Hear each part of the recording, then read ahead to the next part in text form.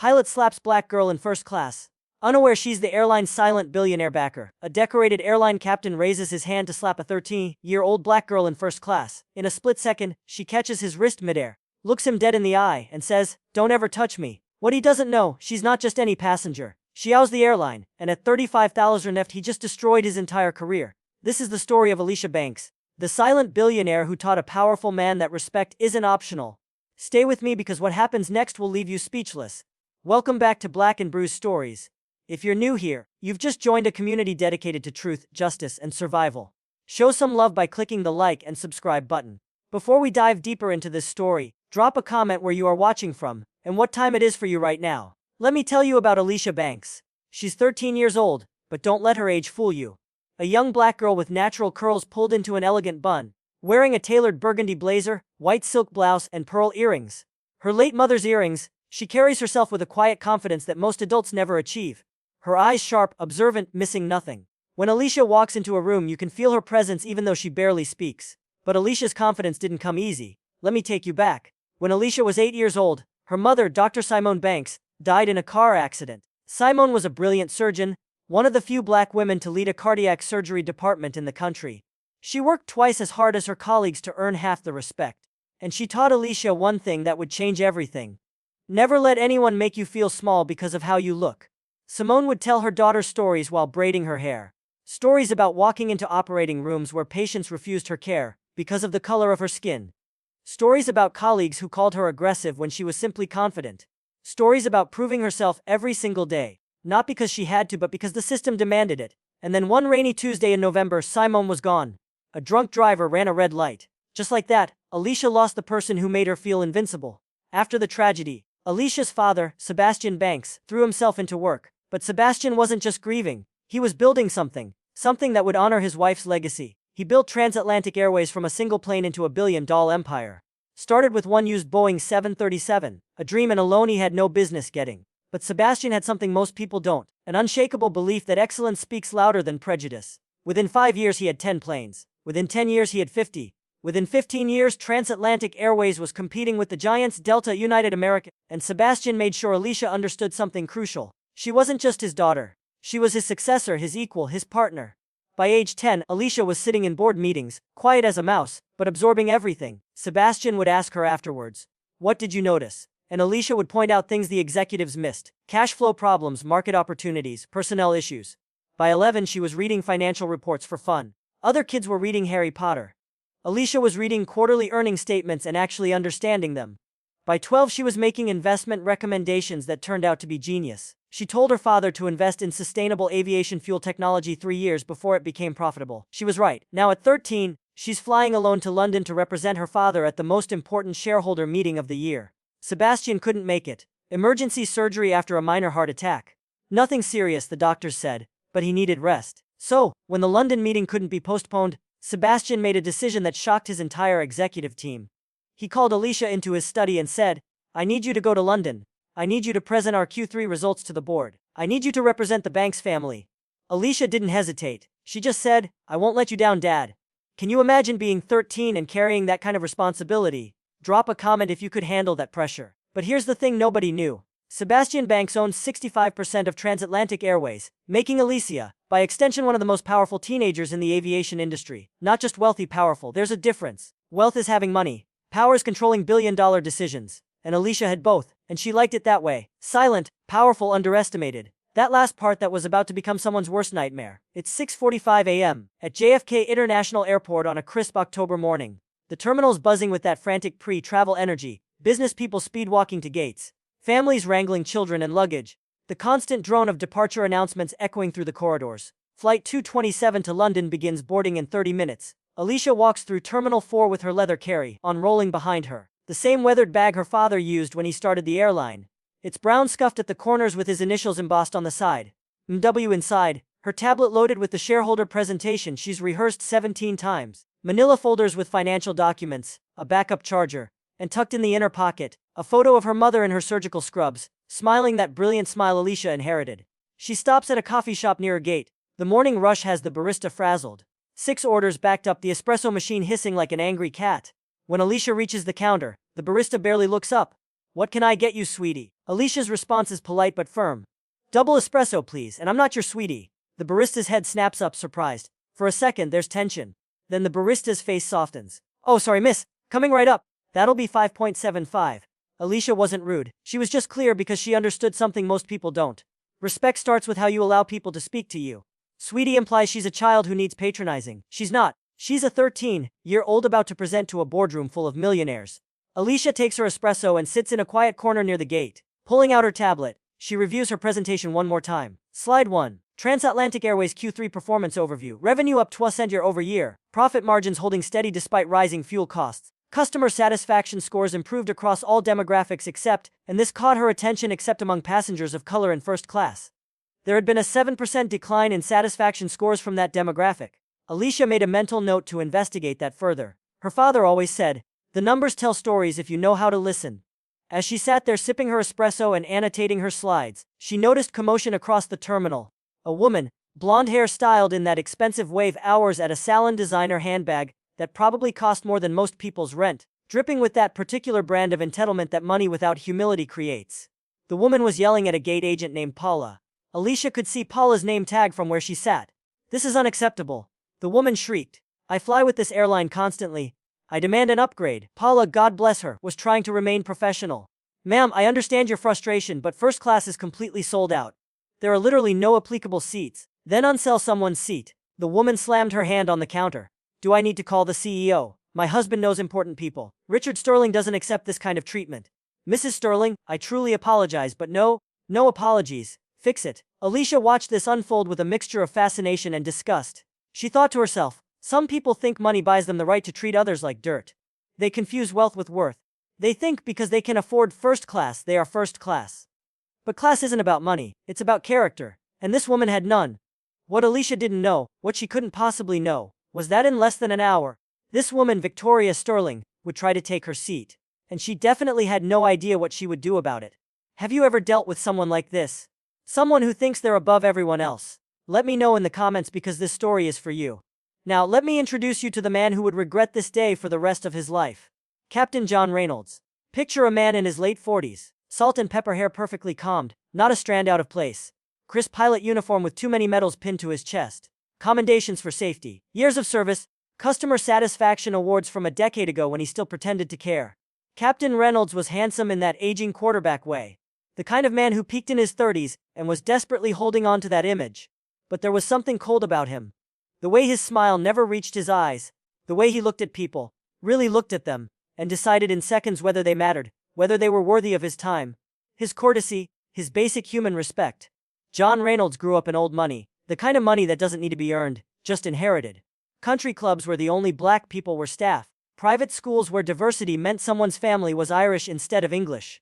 Connections that got him into flight school without the usual struggle, without the mountain of debt most pilots carried. For 25 years, he'd been a pilot for Transatlantic Airways.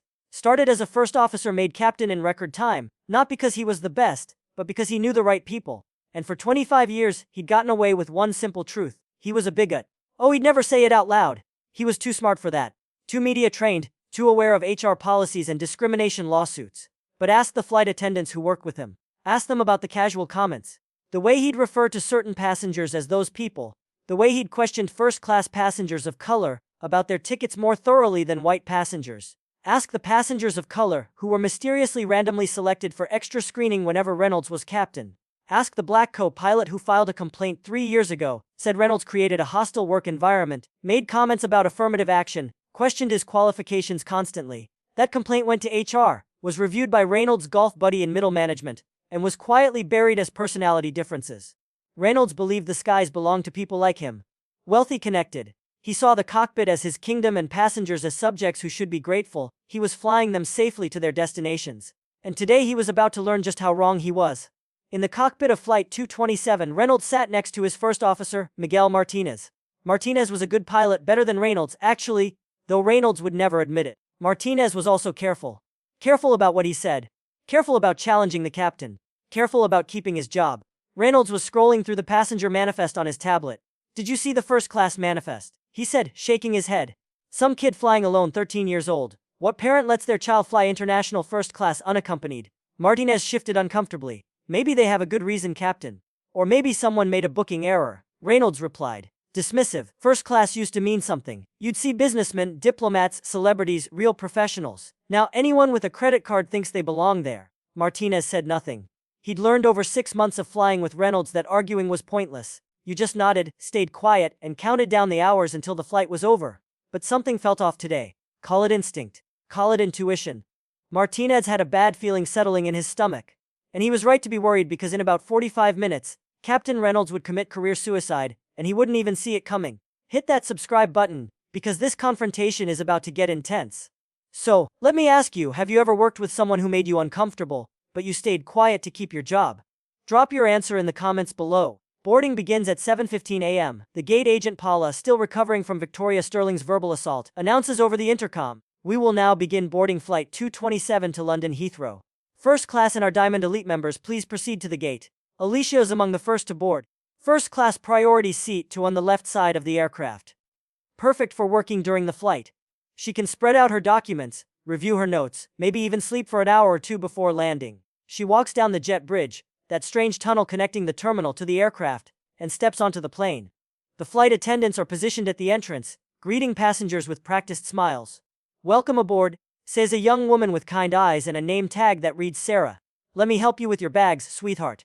Alicia hands her the boarding pass, but keeps her bag.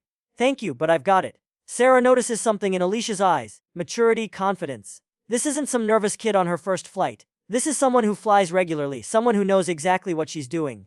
"Seat 2A is right up here," Sarah says, leading her to first class. "Can I get you anything to drink before takeoff? Water would be great, thank you." Alicia settles into her seat. The leather is soft. The seat reclines almost flat. There's actual legroom, a luxury she never takes for granted because she knows what economy feels like. Her father made sure she flew economy on her first solo flights. "You need to know what our customers experience," he told her. "All of them, not just the wealthy ones." She pulls out her tablet, opens the shareholder presentation, and starts reviewing the financial projections one more time. Around her, first class fills up. Business executives in expensive suits tapping away on laptops. Wealthy tourists discussing their London itinerary. A famous actor Alicia recognizes from some superhero movie sitting in 4B, sunglasses on, trying to be invisible. And then Captain Reynolds enters the cabin for his pre-flight walkthrough. This is standard procedure. The captain walks through, checks that everything's in order, sometimes greets passengers, projects authority and confidence. "We're in good hands. Your flight will be safe." But the moment Reynolds sees Alicia, something in his face changes. His smile fades like someone turned off a light switch. His eyes narrow. He stops walking mid-stride, causing a passenger behind him to nearly bump into him. He walks over to Sarah, who's preparing drinks at the galley. His voice is quiet, but Alicia has excellent hearing. "That passenger in 2, Reynolds says. "How old is she?" Sarah glances over at Alicia. 13. "Captain, she's traveling alone to London alone. In first class." Reynolds' tone implies this is somehow suspicious, somehow wrong. "Yes, sir. Her ticket is fully paid. Everything's in order. We'll see about that." And just like that, Alicia knows. She knows this flight isn't going to be smooth. She knows this man has decided she's a problem. And she knows exactly why, because she's seen this her whole life. The assumptions, the doubt, the subtle message that she doesn't belong in spaces like this. Reynolds approaches Alicia with that fake smile he's perfected over 25 years. The smile that says, "I'm here to help," while his eyes say, "You're an inconvenience." "Excuse me, young lady," he says, his voice dripping with condescension. "Can I see your boarding pass?" Alicia looks up from her tablet. She's dealt with men like this before. Men who think youth equals ignorance. Men who think politeness equals weakness. She hands him her boarding pass with a calm expression. "Of course, Captain." Reynolds examines it like it's counterfeit money. Hold it up to the light, checks it against his tablet. Alicia banks C2. He drags out that H like he's discovered something suspicious. "And where are your parents?" "My father couldn't travel. I'm representing him at a business meeting in London." Reynolds lets out a condescending laugh.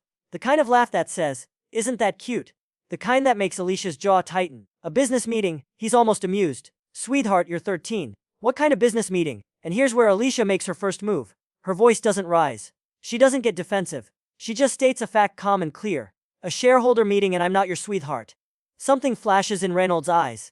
Anger, embarrassment, whatever it is. Alicia just made herself a target, because men like Reynolds don't like being corrected. Especially not by teenage girls. Especially not by black teenage girls who dare to speak with confidence.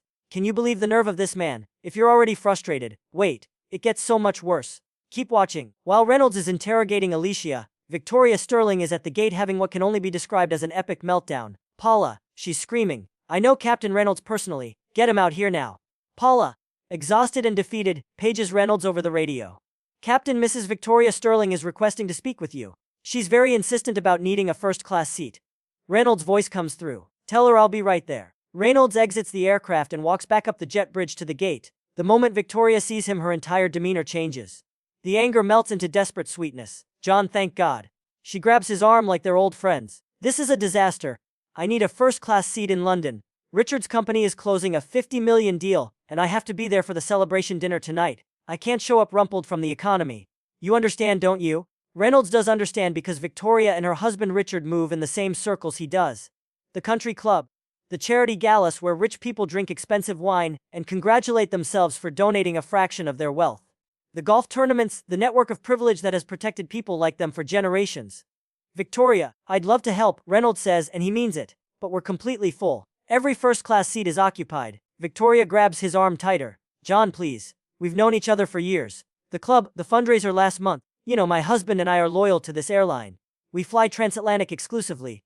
There has to be something you can do. And that's when Reynolds makes the decision that will ruin his life.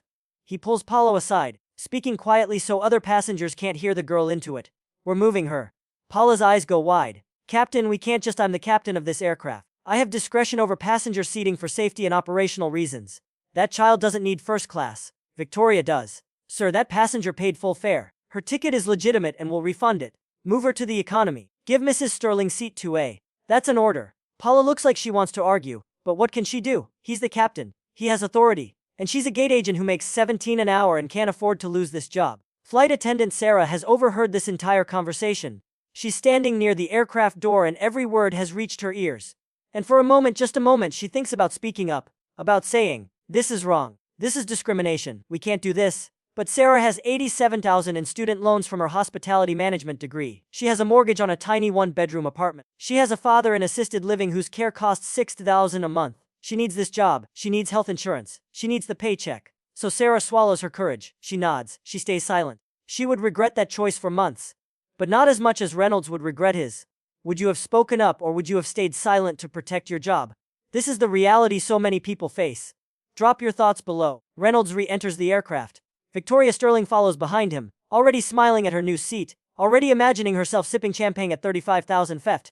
Sarah trails behind them, looking like she might be sick. The cabin has that pre-flight energy. Passengers settling in, stowing bags, flight attendants doing safety checks. Normal routine until it wasn't. Reynolds approaches Alicia's seat. His fake professional smile is back, but there's something harder underneath. Miss Banks, he says, we have a situation. Alicia looks up from her tablet. She's been reading an article about airline industry trends, but now her full attention is on Reynolds. What kind of situation, Captain? We need to reassign your seat due to operational requirements. Alicia's expression doesn't change. What operational requirements? Reynolds clearly didn't expect to be questioned. Most 13-year-olds would just comply. But Alicia isn't like most 13-year-olds. That's not your concern, he says, his voice taking on an edge.